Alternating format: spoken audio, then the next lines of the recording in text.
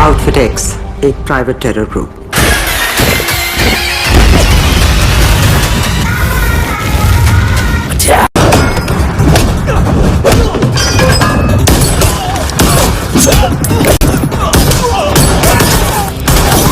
जो किसी मकसद के लिए नहीं, बस कॉन्ट्रैक्ट पर काम करते हैं। Ma'am, we have a red flag.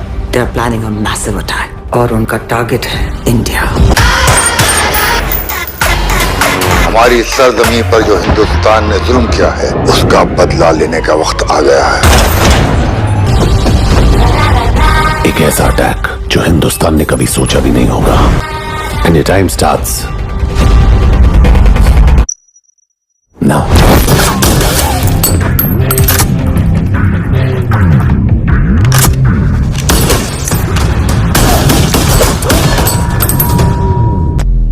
तो अब पठान के वनवास का टाइम खत्म हुआ।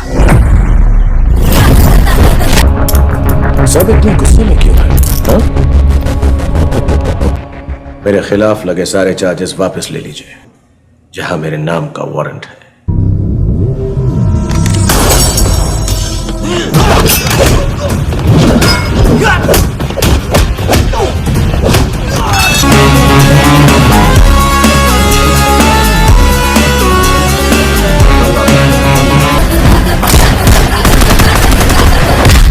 बैंकॉक में सबसे अच्छा इटालियन रेस्टोरेंट कौन सा है?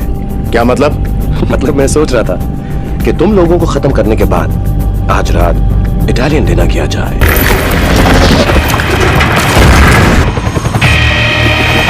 तुम किसी भी तरह उस बिल्डिंग के अंदर घुसकर वहां क्या हो रहा है उसका इंटेल प्रोवाइड करना पड़ेगा।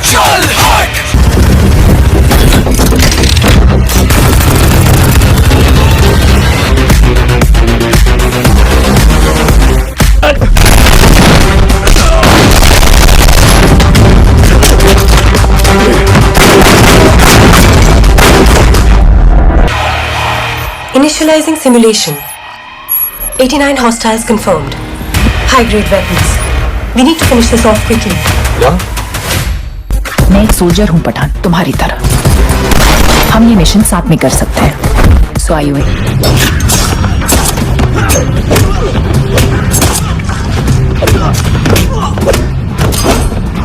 Now play some music. Superhero scene, ऊपर से मैं मीन, मामला संगीन। हाथ तोड़ के यही खोद के जमीन गाड़ तू कहीं।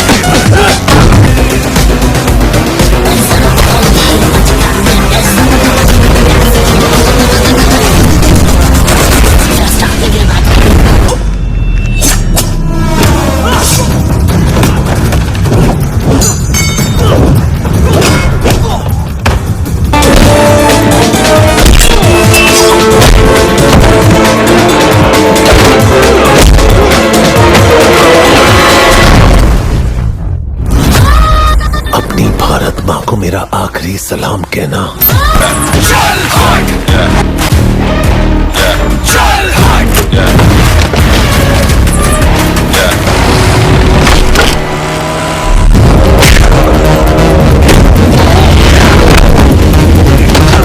एक सोल्जर ये नहीं पूछता देश ने उसके लिए क्या किया, पूछता है वो देश के लिए क्या कर सकता है।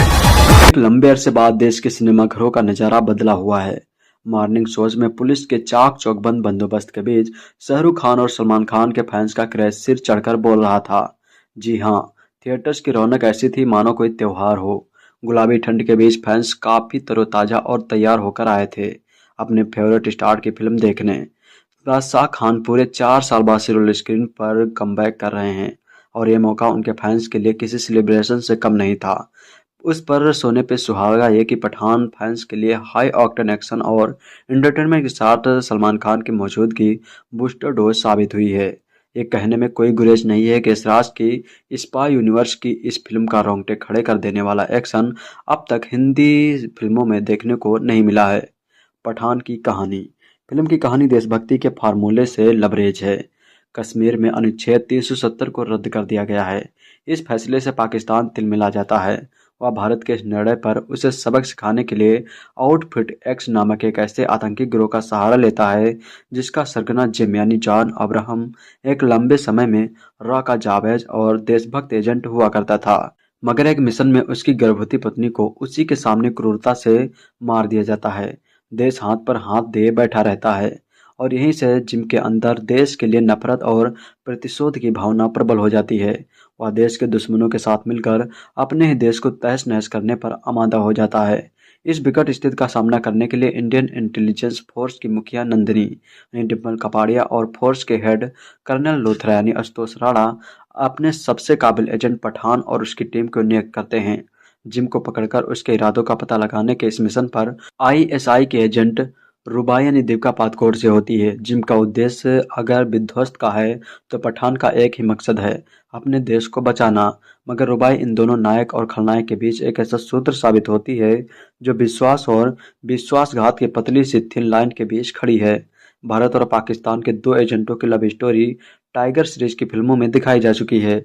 यहाँ पठान और रुबाई का भी लव एंगल बनता है। रुबाई पठान का साथ देगी या उसके साथ धोखा करेगी? क्या जिम अपने काले कारनामों में कामयाब हो पाएगा? देश की रक्षा के लिए किसी भी हद तक जाने वाला पठान क्या देश को बचा पाता है? इन सवालों के जवाब जानने के लिए आप फिल्म देखें तो ज़्यादा अच्छा रहेगा।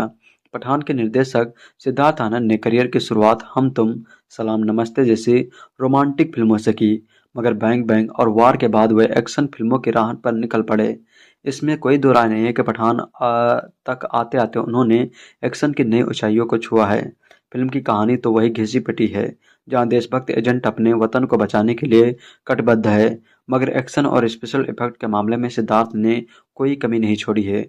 बॉलीवुड की इस मूवी में जेम्स बॉन्ड, मिशन इम्पॉसिबल और मार्वल की फिल्मों सरीखा इम्पैक्ट देखने को मिलता है। सिद्धार्थ की यह फिल्म मसाला फिल्मों के पैमाने पर पूरी तरह से खरी उतरती है। फर्स्ट हाफ थोड़ा लंबा लगता है, मगर overall turn twist, exotic location, hero villain के बीच शाह और मात, चुटीला संवाद, कॉमेडी का तड़का जैसे एलिमेंट फिल्म के प्लस पॉइंट साबित होते हैं।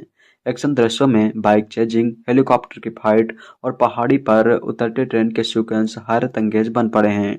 फिल्म का मजबूत पक्ष इसका style, VFX, cinematography, action sequence और संगीत है। दुबई, पेरिस, अफगानिस्तान हो या अफ्रीका, नैना विराम लोकेशन को अलग अंदाज में नजर आते हैं। बेशरम रंग और झूमे जो पठान जैसे गाने पहले ही ब्लॉकबस्टर साबित हो चुके हैं। एक नोटिस करने वाली बात यह भी है कि किरदारों के लुक और कॉस्ट्यूम पर भी खासी मेहनत की गई है। पठान के किंग खान अपने कमबैक को सही मायनों में सार्थक करते हैं। एसआरके का लुक हो, आंखें और बॉडी लैंग्वेज के जरिए की गई अदाकारी, एक्शन दृश्यों की चपलता, रोमांटिक गानों में उनका स्वैग और एक सोल्जर देश से नहीं पूछता कि देश उसके लिए क्या किया, वो पूछता है कि वो देश के लिए क्या कर सकता है। जैसे डायलॉग दर्शकों को सीटी मारने और तालियां पीटने पर मजबूर कर देते हैं। यहाँ शाहरुख अपनी उम्र के अनुसार ही रोमांटिक होते हैं। फिल्म का सरप्राइज एलिमेंट है जिम के रूम में जॉन अब्राहम के किरदार की माउंटिंग है। बॉलीवुड की फिल्मों में इतना मजबूत और वेल क्राफ्टेड विलन कदाचित पहली बार देखने को मिल रहा है। उनके विलन से कहीं भी कमतर नहीं दिखाया गया है। जॉन ने भी अपने किरदार में जान लगा दी है। टाइगर यानी सलमान खान की 20 मिनट की एंट्री फिल्म को एक अलग लेवल पर ले जाती है। सलमान की मौजूदगी से फिल्म को बहुत फायदा मिला है। सलमान, शाहरुख की जुगलबंदी और एक्शन दर्शकों को दर्शक हाथों हाथ लेते हैं। दीपिका पादुकोण की मौजूदगी पर्दे पर करंट पैदा करती है। उन्होंने रुबाई जैसी स्पाई गर्ल की विभिन्न परतों को खूबी से जिया है। हर बॉलीवुड की हीरोइन को हीरो और विलन के साथ एक्शन दृश्यों में कदम